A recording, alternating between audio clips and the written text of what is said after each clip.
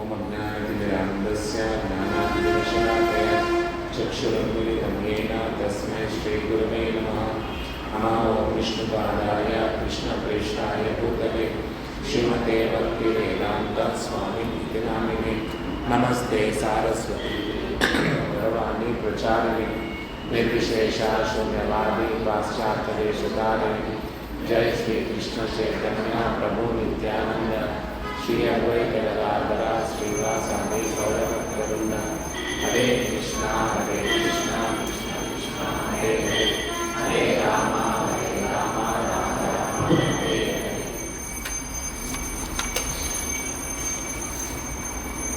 उद्धाम भाव पिशुनामलबर्गुहास गरुडावलोकनेतो मदनोप्रियास सम्मोह चापम जहात् प्रमदोत्तमस्त स्त्रीन्द्रियाणां विमोदितुं कोकेकशेको।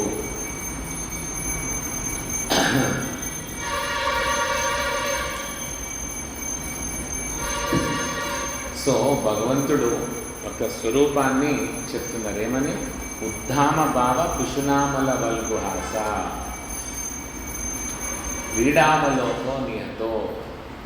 అతన్ని నిహత ఎవ్వరు అతన్ని జయించలేరట. ఎలా జయించలేరు? ఎందుకంటే అతను ఎలా ఉన్నాడంటే చాలా గంభీరంగా ఉన్నాడు. ఉద్దామ గంభీరంగా, గంభీర భావంతో ఉన్నాడు అన్నాడు.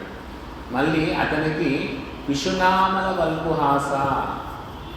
వల్గుహాస హాసం అంటే హాస్యం, ఒక మంచి అందమైన చిరునవ్వు. అలాంటి వల్గుహాస పిశునామల అతన్ని ఎటువంటి ఉత్తేజింప చేయట్లేదు భగవంతుడు. నియతో మదనోపి యాసాం సమ్మూయయా చాపం అజహాత్. మదనుడు కూడా, ఆ మదనుడు కూడా తన చాపాన్ని, తన బాణాన్ని తీసి పక్కన పెట్టేస్తాడు. ఎప్పుడు పెట్టేస్తాడు? అజహాత్ ప్రమదోత్తమస్త స్త్రీంద్రియం వేతం కోకేన శేతు. ఈ రాణులు ఎవరైతే ఉన్నారో భగవంతుడి యొక్క నిత్య నిత్య భార్యలు ఎవరైతే ఉన్నారో వాళ్ళందరి యొక్క అందమైన అట్రాక్టివ్ ఫ్యూచర్స్, ఆకర్షణీయమైన రూప లావణ్య సౌందర్యం ఏదైతే ఉందో దాన్ని చూసి మదనుడు కూడా ఇంకా నేను వీళ్ళేం చేయలేను రా బాబా అనేసి తన యొక్క బాణం తీసి పక్కన పెట్టేస్తాడు. మదనుడి యొక్క పని ఏంటి? ఈ భౌతిక ప్రపంచంలో ఎటువంటి అట్రాక్షన్ని క్రియేట్ చేయాలన్నా అతనే కారణభూతం. శ్రీ రాధారామచంద్ర భగవానికి సో అతని యొక్క లక్షణం ఏంటి? ఈ భౌతిక ప్రపంచంలో కావలసిన అట్రాక్షన్ ఏదైతే ఉందో వాళ్ళకి క్రియేట్ చేస్తాడు. ఎంతగా అంటే ప్రభుపాద అంటారు, ఎంత ఘోరంగా అంటే మనం చూస్తే అరే వీళ్ళు ఇంత అగ్లీగా ఉన్నారా అనిపిస్తుంది. లేకపోతే ఒక పంది ఉంటుంది, ఆ పంది చూడడానికి ఎంత వికారంగా కనబడుతుంది, కానీ మొదలు వాళ్ళని కూడా వదలట్లేదు, దానికి కూడా అట్రాక్షన్ క్రియేట్ చేస్తున్నాడు. సో ఆ పంది ఆడపందికి మగపంది అంటే ఇష్టం, మగపందికి ఆడపంది అంటే ఇష్టం. అట్రాక్షన్ ఎక్కడి నుంచి వస్తుంది? అది కూడా మదనుడి ద్వారానే. అంటే ఆ మదనుడి ఎఫెక్ట్ ఏంటంటే అంత నీచమైన జీవజాతుల్లో కూడా ఒకరికొకరి మీద ఆకర్షణ క్రియేట్ చేసేటప్పుడు ఇంకా మంచి ఇంత సమాజంలో ఇన్ని రకాలుగా వేషధారణతోటి ఇంత బాగా అట్రాక్టివ్గా ఫీచర్స్ చేసినప్పుడు ఆటోమేటికల్గా ఆకర్షణ అనేది ఉంటుంది. మరి ఇలాంటి ఆకర్షణని ఒకవేళ భగవంతుడికి కూడా ఉంటే, భగవంతుడు కూడా, ఎందుకంటే మనం చూడడానికి ఎలా ఉంటుంది, 16,000 మంది రాణులతోటి భగవంతుడు తిరుగుతున్నట్టుగా ఉంది. కానీ శాస్త్రం ఎప్పుడైనా ఏమని చెప్తుంది? శాస్త్రం ఏంటి? ఇలాంటి దాటికి దూరంగా ఉండాలనేసి చెప్తుంది. అంటే యాక్చువల్లీ మన వర్ణాశ్రమ ధర్మమైనా ఏదైనా కూడా ఏం చెప్తుంది? ఈ అట్రాక్షన్స్కి దూరంగా ఉండాలనే విషయం చెప్తుంది. మరి ఇక్కడ చూస్తే దానికి విరుద్ధంగా భగవంతుడు 16,108 భార్యలతోటి రమిస్తున్నట్టుగా మనకు కనబడుతుంది.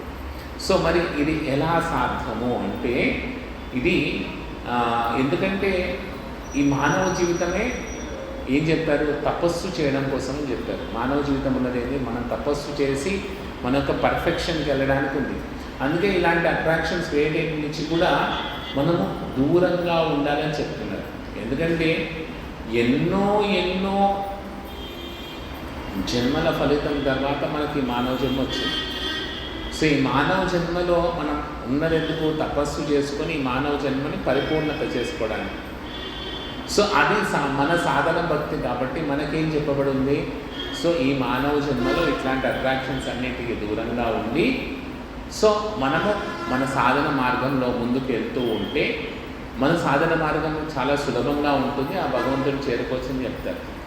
కానీ ఇక్కడ ఈ రాణులను కంపేర్ చేస్తే వాళ్ళు ఎన్నో వేల జన్మలు ఎత్తి పుణ్యం చేసుకుంటేనే వాళ్ళకి ఇలా భగవంతుడికే సాక్షాత్తు భగవంతుడికే భార్య అయ్యే ఛాన్స్ వాళ్ళకి లభించింది. అంటే ఏదైతే మానవ జన్మలో పర్ఫెక్షన్ చేసుకోవాలనుకుంటామో అలాంటి పర్ఫెక్షన్ని వాళ్ళు 1,000,000 టైమ్స్ చేసేసారు. అంటే 1,000,000 టైమ్స్ మనకంటే ఎక్కువ చేశారు. ఎన్నో కోట్ల జన్మల ఫలితం ఉంటే తప్పితే ఆ భగవంతుడికే భార్యగా అనుభవించే ఆనందాన్ని పొందలేదు. సో అందుకనే వాళ్ళని మనతో కంపేర్ చేసుకోవద్దు. 1,00,00,000 రూపాయలు బెంచ్ కార్లో తిరిగినాడు కదా, నేను బెంచ్ కార్లో తిరిగితే పేదవాడు దొరకదు కదా.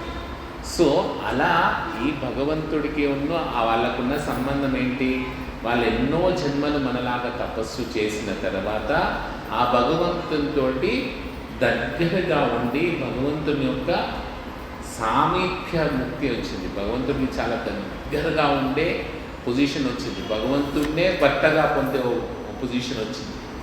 సో వాళ్ళకి అలాంటి పొజిషన్ రావాలంటే వాళ్ళు ఎంతో ఉత్తములై ఉండాలి. అంటే వాళ్ళ అందం ఎంతగా ఉందంటే శివుడు కూడా చంచలమైపోతాడని చెప్తున్నాడు సుత గోస్వామి. సో అంతటి అందం కూడా భగవంతుడిని కించిత్ కూడా కలిగించలేకపోతున్నారు. వాళ్ళ అందం కూడా ఏది ఆకర్షణ చేయలేకపోతుంది. ఎందుకు అంటే భగవంతుడి పేరే ఆత్మారామ. సో భగవంతుడు తనలో తనే రమిస్తూ ఉంటాడు, తనలో తనే ఆత్మారామ. తన ఆనందం అంతా తనలోనే ఉంది. ఆయనకి ఇంకా ఆయన దగ్గర లేని ఆనందం అంటే ఇంకేదైనా లేదు. మనం ఏం చేస్తాము, మన దగ్గరనే అన్ని ఆనందాలు ఉన్నాయనుకోండి, ఇంకో భారత వైపు ఎందుకు చూస్తాం. మన దగ్గర లేదు కాబట్టి లేని ఆనందాన్ని వాళ్ళ దగ్గర ఉందనే ఒక భావనతోటి వాళ్ళతో రిలేషన్షిప్ పెట్టుకుంటాం. కానీ భగవంతుడే సంపూర్ణంగా ఆత్మారాముడైనప్పుడు, అతనికే సంపూర్ణమైన ఆనందం ఉన్నప్పుడు ఇంకా అతను వెతకాల్సిన చోటు ఎక్కడ ఉంది? ఎందుకు వెతకాలి? ఏది వెతకాల్సిన అవసరం లేదు. అతను సంపూర్ణంగా పరిపూర్ణమై ఉన్నాడు. కానీ అతను కూడా వీళ్ళకి ఎందుకు ఇంత ఇస్తున్నాడంటే వాళ్ళ యొక్క ప్రేమతోటి భక్తితోటి భగవంతుని యొక్క సేవాభావంతో భగవంతునికి దగ్గరగా అవుతున్నారట. సో ఆ సేవాభావం చూసి భగవంతుడు ఓకే వీళ్ళకి ఇలాంటి ఆపర్చునిటీ ఇద్దామనేసి భగవంతుడు వాళ్ళు ఎలా చూసడానికి ఎలా ఉంటుంది, ఈయన ఎప్పుడు సత్యభామ అడగంగానే పోయి ఇంద్రుడితో యుద్ధం చేశాడు, పారిజాత చెట్టు తీసుకొచ్చాడు అవన్నీ. కానీ ఎందుకు వాళ్ళ యొక్క ప్రేమ ఆ భగవంతుడి మీద ఉండే అచంచలమైన ప్రేమ ఎంతగా అంటే సత్యభామ ఎందుకు ఒప్పుకుంది తులాభారానికి? నారదుడు వచ్చి చెప్పాడు, కృష్ణుడు ఎప్పుడు నీతో పాటే ఉంటాడమ్మా, ఇంకెక్కడ ఉండడు అనే ఒక భావనకి, అరే కృష్ణుని నేను మొత్తం పొందాలి అని తెలుసుకోవాలనే భావనతో ఏమంటే వెంటనే ఒప్పుకుంది. నువ్వు ఎంత ఇవ్వమంటే అంత ఇస్తాను, నా కృష్ణుడు ఉంటే చాలు, భగవంతుడు అక్కడ ఉంటే చాలు. ఈ ఐశ్వర్యం అంతా అవసరం లేదు, అంత ఐశ్వర్యం ఉంది. ఎంత ఐశ్వర్యంగా ఉంది అంటే అనంతమైన ఐశ్వర్యం ఉంది. ఎందుకంటే అది రోజుకి 20 కిలోల బంగారాన్ని సృష్టిస్తుంది ఆ శమంతకమని. సో అందుకని అంత ఐశ్వర్యం ఉంది. సో ఎంత ఐశ్వర్యం పోతే ఉంది, నాకు భగవంతుడు ఒక్కడ ఉంటే చాలు, నాకు ఇవన్నీ అవసరం లేదు, ఈ ఆనందం కంటే భగవంతుడే ఉత్తమం. కానీ ఎప్పుడైతే తను ఏమనుకుంది, నా ఐశ్వర్యంతో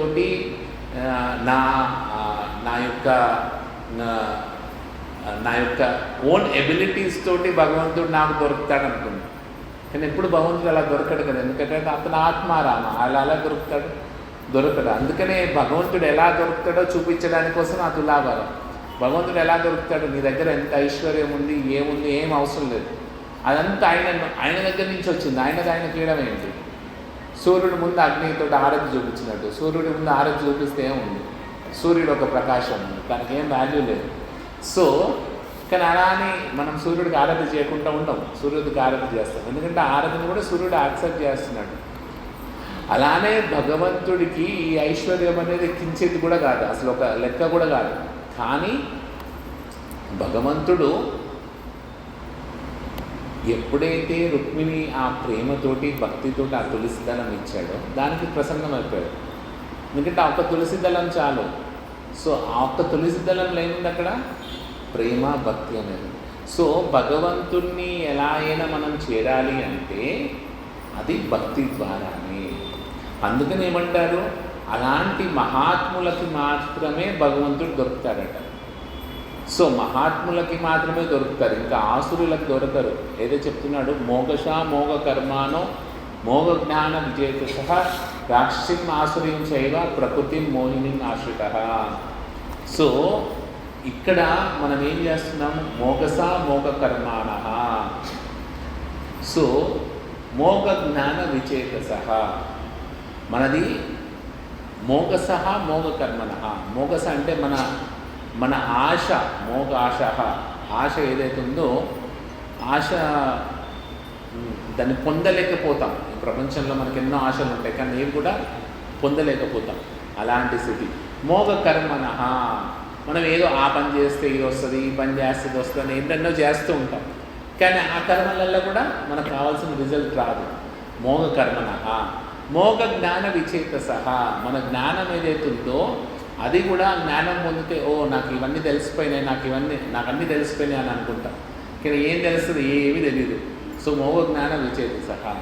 వాళ్ళు ఎందుకు అంటే రాక్షసీం ఆసురీం చైవ, మనందరికి కూడా ఆ రాక్షసీం ఆసురీం స్వభావం ఉంది కాబట్టి రాక్షసీం ఆసురీం చైవ ప్రకృతి మోహినిం ఆశ్రిత. మరి వీళ్ళ మనందరం ఎక్కడ ఆశ్రయం పొందుకున్నాం? ప్రకృతిలో, ఈ భౌతిక ప్రపంచంలో ఉన్న ఈ ప్రకృతిలో ఆశ్రయం పొందితే వాడికి ఏమవుతుంది? వాడి ఆశ నాశనం అయిపోతుంది, వాడి కర్మ నాశనం అయిపోతుంది, వాడి జ్ఞానం నాశనం అయిపోతుంది. సో ఎందుకు? వీడు ఈ భౌతిక ప్రపంచంలో ఉన్న ప్రకృతిని ఆశ్రయించినాడు కదా. మరి ఇప్పుడు ఎవరిని ఆశ్రయించాలి మనము? ఎవరిని ఆశ్రయిస్తే మనకు ఉత్తమమైన సంకల్పం, ఉత్తమమైన రిజల్ట్ వస్తుందంటే దైవీం ప్రకృతిం ఆశ్రిత. వీళ్ళు ఏం చేస్తారు? ప్రకృతిని ఆశ్రయించారు. ఆ ప్రకృతిని కాకుండా దైవీం ప్రకృతిని ఆశ్రయించిన వాడు అవుతాడు. మహాత్మానస్తు మాం ప్రాప్త దైవీం ప్రకృతిం ఆశ్రిత. ఎవరైతే మహాత్ములు ఉంటారో వాళ్ళు ఈ భౌతిక ప్రకృతిని ఆశ్రయించకుండా దైవీ ప్రకృతిని ఆశ్రయిస్తారు. అలా దైవీ ప్రకృతిని ఆశ్రయించే వాళ్ళ యొక్క మోహము కానీ, వాళ్ళ ఆశ కానీ, వాళ్ళ కర్మ కానీ, వాళ్ళ జ్ఞానం కానీ ఈ మోహం అనే ఒక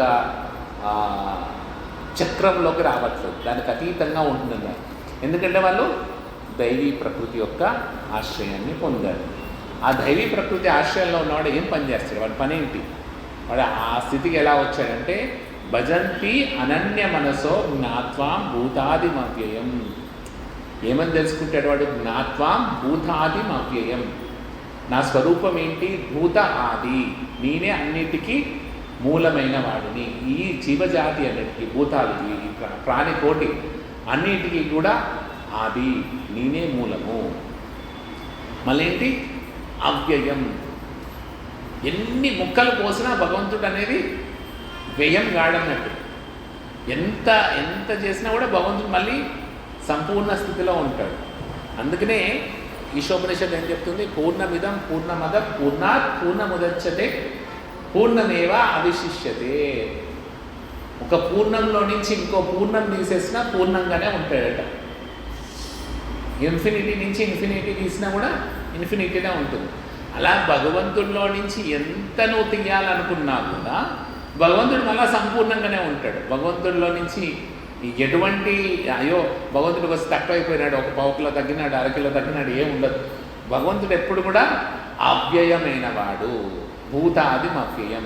ఈ రెండు విషయాలు ఎవరికి తెలుస్తుంది? ఏం తెలవాలి? భగవంతుడు అవ్యయమైన వాడు, అలానే భగవంతుడు భూతాది, అన్ని జీవాలకి మూలమైన వాడు అన్నవాడు ఏం చేస్తాడు? భజంతి అనన్య మనస. వాడు ఆ భగవంతునికి సేవ చేస్తాడు, భక్తి చేస్తాడు, భజంతి చేస్తాడు. ఎలా చేస్తాడు? అనన్య మనసా.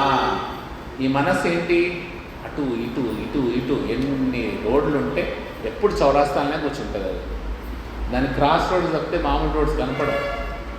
ఇక్కడ మామూలుగా రోడ్లు అయితే 4 ఉంటాయి, కానీ దానికి కనీసం 20 రోడ్లు పెట్టుకుంటుంది మనసు ఎప్పుడు కూడా. ఆ రోడ్లో పోదామా, ఆ రోడ్లో కొంచెం పోతుంది, మళ్ళీ వస్తుంది, మళ్ళీ ఈ రోడ్లో పోతుంది, మళ్ళీ ఈ రోడ్లోకి వస్తుంది. సో ఇలా డైవర్షన్స్ అనేది చాలా. మనస్సు ఇట్లా కొంచెం ఫ్రీడమ్ ఇచ్చినవాడే చాలు, ఒక్క నిమిషం ఫ్రీడమ్ వచ్చిన ఎక్కడెక్కడికి సూపర్ ఎక్స్ప్రెస్ స్పీడ్లో పోతుంది. మళ్ళీ దానికి కొంచెం తీసుకొచ్చారు, మళ్ళీ నెక్స్ట్ పోతూనే ఉంటుంది. సో అందుకని ఏం చేయాలి? ఈ మనస్సుని మనం ఒకవేళ ఒక దగ్గర తెచ్చాలి, ఒక దగ్గర తీసుకురావాలి అంటే దాన్ని ఏం చేయాలి? భజంతి. ఆ భగవంతుని భజంతి, ఆ భగవంతుని యొక్క భక్తియుక్త సేవలో పెడితే. సో ప్రభుపాద ఎప్పుడు కూడా భజంతి అనే పదాన్ని ఎలా చెప్పారు? భక్తియుక్త సేవ.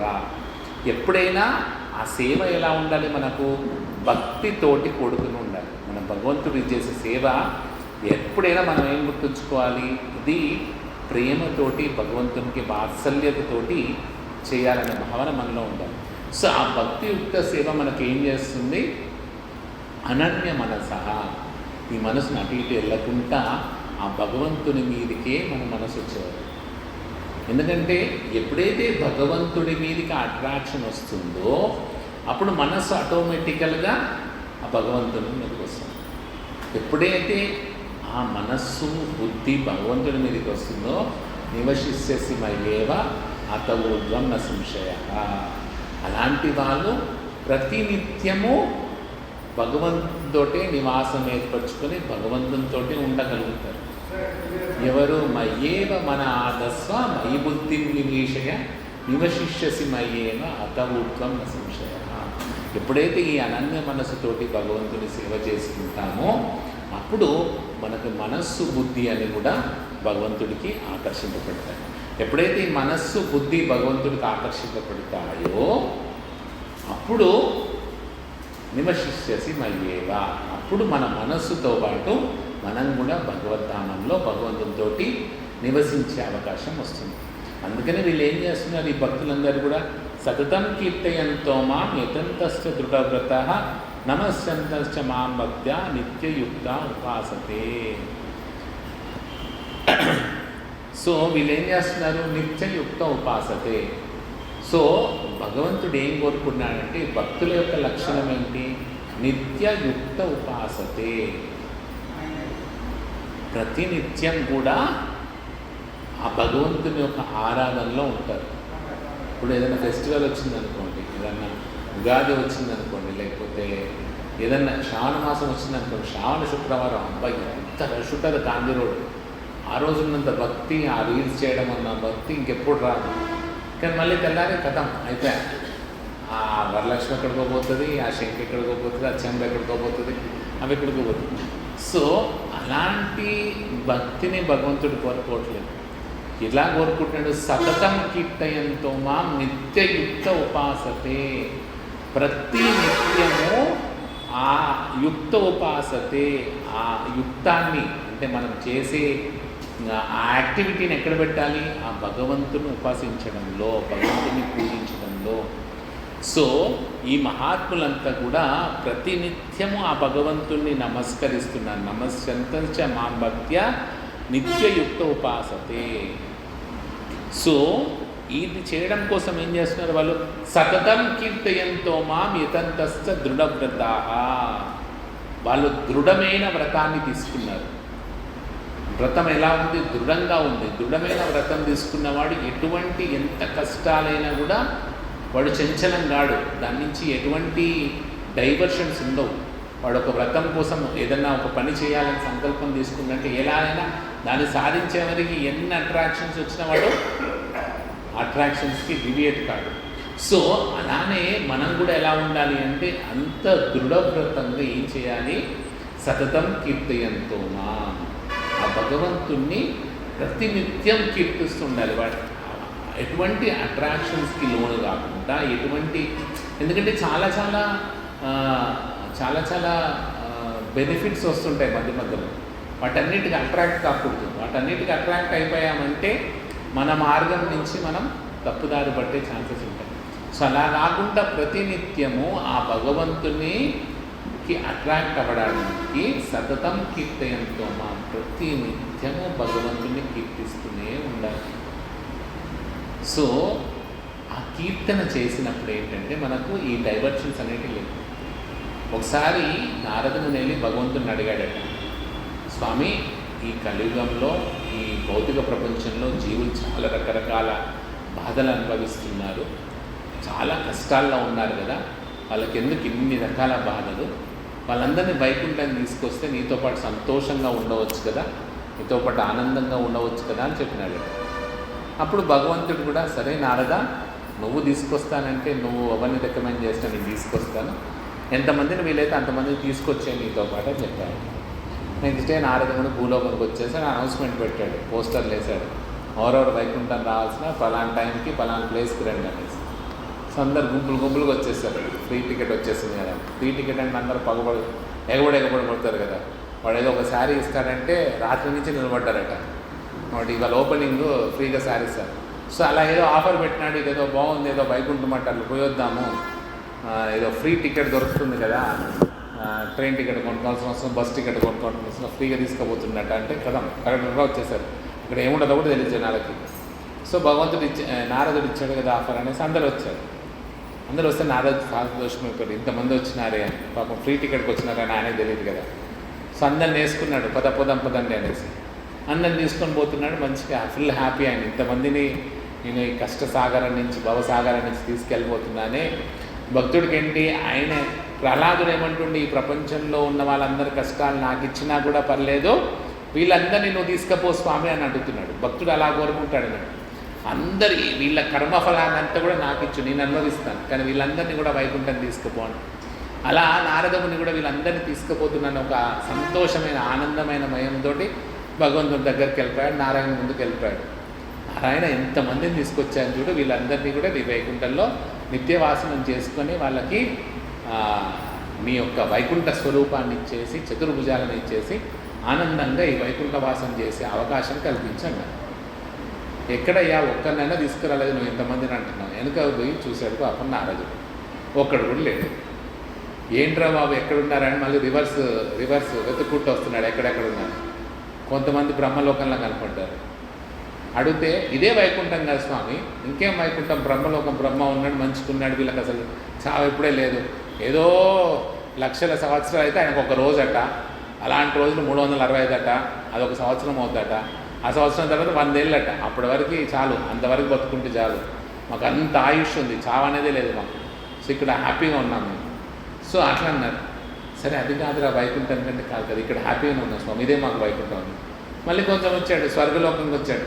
స్వర్గలోకంలో ఇక్కడ ఇంత బాగుంది స్వామి, నందనకందన ఇంత మంచి గార్డెన్స్ ఉన్నాయి, ఇంత మంచి అప్సరసలు ఉన్నారు, మంచిగా వాళ్ళందరూ గంధర్వులు అంతా పాడుతున్నారు, వీళ్ళంతా డ్యాన్సులు చేస్తున్నారు, మంచిగా ఇంత ఎంజాయ్మెంట్ ఉంది, ఇది దీనికంటే వైకుంఠం ఏముంది, ఇదే వైకుంఠం అన్నాడు. సో ఇంకొంతమంది భూలోకంకి వచ్చారట, భూలోకం చాలా ఇదే బాగుందిలేండి. సో అట్లా మనిషి ఈ బై ప్రోడక్ట్స్కి ఎప్పుడైతే ఆకర్షితుడవుతాడో, ఇవన్నీ కూడా బై ప్రోడక్ట్స్ లాంటివి, ఇవన్నీ ఏంటి, మనల్ని ఈ భౌతిక ప్రపంచానికి బంధితులను చేస్తుంది. అందుకని కర్మకాండ అనేది వద్దని చైతన్య మహాప్రభు ఎందుకంటే అంటే కర్మకాండ, జ్ఞానకాండ, విషేద భాండ అంటాడు.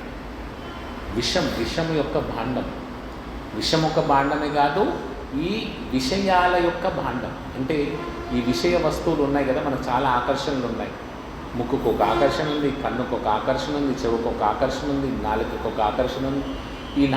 ఈ ఆకర్షణలకన్నిటికీ కూడా ఒక భాండాగారంలా తయారవుతుంది. ఏంటి ఇవి, జ్ఞానకాండ, కర్మకాండ. రెండు ఏం చేస్తుంటాయి, నీకు మంచిగా ఎక్స్ప్లెయిన్ చేస్తుంటాయి. ఓ ఈ పూజ చెయ్యి, నీకు ఇది ఫలితం వస్తుంది, ఆ పూజ ఇమ్మీడియట్గా అట్రాక్షన్ అనిపిస్తుంది. ఎందుకంటే రే ఇదే కదా నేను కోరుకున్నది, ఈ పూజతో నాకు లభిస్తే బెటరే కదా, మంచిగా ఉంది కదా, చలో ఇది చేద్దాం పట్టు, ఈ ప్రాసెస్ తీసుకుందాం పట్టు, చాలా. ఎందుకంటే అది చాలా ఈజీగా అట్రాక్టివ్ ఉంటుంది. ఎందుకంటే మనం ఈ భౌతిక ప్రపంచంలో ఈ వస్తువుల కింద ఆకర్షణ చేసుకొని ఉన్నాం కాబట్టి దాన్ని ఎలానైనా పొందాలని విపరీతమైన కోరికలు లోపల ఉన్నాయి కాబట్టి ఆ వస్తువు ఓడాడేసిన టక్కున లాగేసుకుంటాం. ఇప్పుడు పిల్లలు ఉన్నారనుకోండి, మన దగ్గర చాక్లెట్ ఏదో ఇక్కడ నేను చాక్లెట్ ఇలా పెట్టుకున్నానని వాడు తెలిసినా కూడా వాడు ఏమంటాడు, ఇట్లా పిసికి మరి తీసుకుంటాడు వాడు. సో అలాంటిది ఫ్రీగా చాక్లెట్ ఇట్లా పెట్టేస్తే వాడు ఉంటాడా? ఈజీగా వచ్చి లాగేసుకుంటాడు. అలా కర్మకాండ చెప్తుంది, ఇంత ఈజీ, చాలా ఈజీ. నువ్వు ఈ చిన్న పూజ చేయి, నీకు కావాల్సిన ఐశ్వర్యం వస్తుంది, నీకు కావాల్సిన భర్త దొరుకుతాడు, నీకు కావాల్సిన ఇల్లు దొరుకుతుంది. సో ఏ పూజ చేసినా సత్యనారాయణ వ్రతం చేసి ఇవన్నీ దొరుకుతాయి. సో అందుకని సత్యనారాయణ వ్రతం చాలా ఫేమస్, చాలా అట్రాక్షన్. ఎందుకంటే ఒక వ్రతం చేసి ప్రసాదం తీసుకున్న, వ్రతం చేయకపోయినా ప్రసాదం తీసుకున్న మాత్రంలో అంత వచ్చేసిందే, ఇంకా వ్రతం చేస్తే నాకెంత వస్తుంది. సో చలో ఇదే వ్రతం చేద్దాం ప్రతిరోజు. సో అట్లా ఈ కర్మకాండ, జ్ఞానకాండ మనిషిని తన యొక్క అసలైన మార్గం నుంచి దూరం చేస్తుంది. సో అసలైన మార్గం ఏంటి? ఆ భగవంతుని యొక్క శరణాగతి పొంది భగవంతుని యొక్క సంపూర్ణమైన ఆ లోకానికి వెళ్ళి భగవంతునితోటి శాశ్వత సంబంధం ఏర్పరచుకొని శాశ్వత ఆనందం పొందాలి, పర్మనెంట్ హ్యాపీనెస్ పొందాలి. టెంపరీగా ఒక 1 minute 2 minutes ఇక్కడ పొందే హ్యాపీనెస్ అంతా అసలు కంపేర్ చేస్తే చాలా చాలా తక్కువ. బ్రహ్మ యొక్క లైఫ్ టైం అంతా హ్యాపీనెస్ కంపేర్ చేసినా ఇప్పుడు మనం ఈ జీవితంలో పొందే ఆనందం చాలా చిన్నది. ఎంత? ఒక 60 ఏళ్ళు పొందుతున్నాం. బ్రహ్మ జీవితం ఎంత ఉంది? 1,00,000 సంవత్సరాలు ఉంది. దానిలో 60,000 అసలు లెక్కనా? 60,000 కాదు, 60 సంవత్సరాలు ఒకే లెక్కే కాదు ఆనందానికి. ఆనందం కంపేర్ చేస్తే. సో అలాంటిది మనం నిత్యముక్తులమై భగవంతుని ధామంలో ఉండే ఆనందాన్ని పొందుతున్నామంటే దాంతో ఈ ఆనందం అసలు కంపేర్ చేసుకోవడానికే కుదరదు. సో అంత సంపూర్ణమైన, అంత పరిపూర్ణమైన ఆనందాన్ని ఎక్కడ పొందగలుగుతాం? కేవలం భగవంతుని యొక్క ఆ లోకానికి వెళ్ళినంత మాత్రాన్నే. ఎంతగా అంటే కొంతమంది ఏమనుకుంటారంటే ఈ జన్మతోటి వెంటనే వైకుంఠం వెళ్ళరేమో, ఈ జన్మ తర్వాత మళ్ళీ ఇంకో జన్మెత్తాలి, ఇంకో జన్మెత్తినాక ఇంకో జన్మెత్తాలి, అలా స్టెప్ బై. కొంతమంది ఏమంటారు, నువ్వు ఇప్పుడు బ్రాహ్మణుడిగా పుట్టలేదు కదా, ఇది చేస్తే నెక్స్ట్ జన్మలో బ్రాహ్మణుడిగా పుడతాం, మళ్ళీ ఆ నెక్స్ట్ జన్మలో బ్రాహ్మణుడిగా తపస్సు చేస్తే మళ్ళీ నీకు మోక్షం వస్తుందని ఒక భావన ఉంటుంది. కానీ వరదరాజ స్వామి ఒక 6 ప్రశ్నలు చెప్పారు రామానుజాచార్య. 6 ప్రశ్నల మోక్షం ఎప్పుడని అడిగాడు. జీవికి, ప్రపత్తి అయిన జీవికి మోక్షానికి మార్గం ఏందని అడిగాడు. మోక్షానికి ఎప్పుడు లభిస్తాడు? ఎవడైతే ప్రపత్తి చేస్తాడో, ఎవడైతే శరణాగతి చేస్తాడో వాడికి ఈ దేహం విడిచిపెట్టగానే మోక్షం షూర్. వాడు ఎక్కడ పుట్టాడా, ఏ జాతిలో పుట్టాడా, ఎక్కడ చేశాడా, ఏ పనులు చేశాడా అవన్నీ సంబంధం లేదు. ఎప్పుడైతే వాడు ఈ భగవంతుడికి శరణాగతి అయ్యాడో వెంటనే వాడి మోక్షం ఉంటుంది. అందుకని కాట్వాంగ మహారాజు ఎన్నో వేల సంవత్సరాలు యుద్ధం చేస్తున్నాడు దేవతల కోసం. దేవతలు అప్పుడు ఆ యుద్ధం అంతా గెలిచారు. అప్పుడు దేవతలను అడిగాడు, నాకు ఇంకెంత ఆయుస్సు ఉందని. 1 ముహూర్త కాలం ఉందని చెప్పారు వాళ్ళంతే. 1 ముహూర్తం, 45 minutes. 45 minutes ఆయన మోక్షం పొందాడు. కాట్వాంగ మహారాజు ఏం చేశాడు? ఇంకా 45 నిమిషాలే ఉంది, ఇంకేం లేదు. సో నేను సూపర్ సోనిక్ జెట్ లాగా పోవాలి. సో వెంటనే రాజ్యం గీర్జ్యం అన్నీ వదిలేశాడు. ప్రతినిత్యం భగవంతుని ఆ 45 minutes భగవంతుని నామాన్ని ఒక్క క్షణం కూడా వదలకుండా నామసాధన చేశాడు. ఆ భగవంతుని తలుచుకున్నాడు, మోక్షం పొందాడు. సో మనకు కావాల్సింది ఏంటి? మనకు ఆ దొరికిన సమయంలో ఆ భగవంతుని నిత్య కీర్తన చేసుకుంటూ ఉంటే సతతం కీర్తయంతో ఆ కీర్తన చేసినప్పుడు మన మనస్సు అంతా కూడా భగవంతుని దగ్గరికి వెళ్ళిపోతుంది. కాబట్టి మనస్సు వెళ్ళినప్పుడు ఆటోమేటికల్గా ఈ ఆత్మ కూడా ఈ భౌతిక ప్రపంచాన్ని ఈజీగా తెంపేసేసే. ఎందుకంటే ఇవన్నీ ఏం చేస్తున్నాయి? ఈ అట్రాక్షన్స్ అన్నీ కదా, మన మనస్సు అటు ఇటు పరిగెత్తుతుంది కాబట్టి మనస్సుతో పాటు ఈ ఆత్మ కూడా పరిగెత్తుతుంది. మనస్సు అది కోరుకుంటుంది కాబట్టి ఆత్మ అక్కడికి పోతుంది. అది దొరుకుతుందా లేదా తర్వాత విషయం. ప్రస్తుతానికైతే అక్కడికి పోయి దొరకలేదు అనుకో వస్తుంది. దొరికే ఛాన్స్ ఉందనుకో మొత్తం ఈ ప్రస్తుతం ఉన్న శరీరాన్ని కూడా తీసుకుని అక్కడికి వెళ్తుంది. సో అలా కాకుండా ఈ మనస్సుని ఒకవేళ భగవంతుడి మీదకే కేంద్రీకృతం చేస్తే ఆటోమేటికల్గా ఈ ఆత్మ కూడా ఆ మనస్సు శుద్ధి అయిపోయి ఆ విరజా నదిలో ఈ మనస్సు అనే దరిద్రాన్ని వదిలేసి ఆ భగవంతుడి దగ్గరికి వెళ్ళిపోతున్నాం. సో అది మనకు సాధన ఉండాలి. దానికి ఏం చేయాలి? సతతం కీర్తయంతో మా ప్రతి నిత్యము భగవంతుణ్ణి దృఢవ్రత, ఈ హరినామమే నన్ను రక్షిస్తుంది, హరినామం ఒక్కటే నన్ను ఈ భౌతిక ప్రపంచం నుంచి ఆ వైకుంఠ లోకాన్ని తీసుకుంటుందని కంప్లీట్ విశ్వాసం, కంప్లీట్ దృఢంగా ఉండాలి. ఉట్టుట్టుకు కాదు, ఎట్లా ఒక గట్టిగా ఒక ఏనుగును కట్టే చేను ఉంటుంది కదా, అంత దృఢంగా ఉండాలి. కట్ చేయడానికే ఉండకూడదు. ఆ దృఢంతో ఏం చేయాలి? ఆ దృఢమైన విశ్వాసంతో ఏం చేయాలి? ఆ విశ్వాసం ఉంది నాకు, ఆ నామం తీసుకెళ్తుంది. నామ ప్రభుపా చాంటింగ్ పెట్టుకుంటా వింటూ ఉంటారు. అట్లా కాదు, సతతం కీర్తయంతో మాం. ఆ దృఢవ్రతం దేంట్లో ఉండాలి? ప్రతినిత్యం ప్రతిరోజు నా 16 మాలలు ఏవైతే ఉన్నాయో నేను శ్రద్ధగా ప్రతి నామాన్ని శ్రద్ధగా చెప్పాలి, ప్రతి నామాన్ని శ్రద్ధగా వినడానికి సాధన చేయాలి. అలా హరే కృష్ణ కృష్ణ కృష్ణ హరే హరే, హరే రామ రామ రామ హరే హరే శ్రద్ధగా సాధన చేసినప్పుడు మోక్షద్వారాలు మన కోసం ఎదురుచూస్తాయి. అప్పుడు చావుకు భయపడాల్సిన అవసరం లేదు. చావును ఆనందంగా సంతోషంగా నవ్వుతూ ఈ దేహాన్ని వదిలిపెట్టేసి వెళ్ళిపోవచ్చు ప్రశాంత మనస్సుతో. Okay okay. శ్రీల ప్రభుపాద్ కి, శ్రీమద్ భాగవతం కి.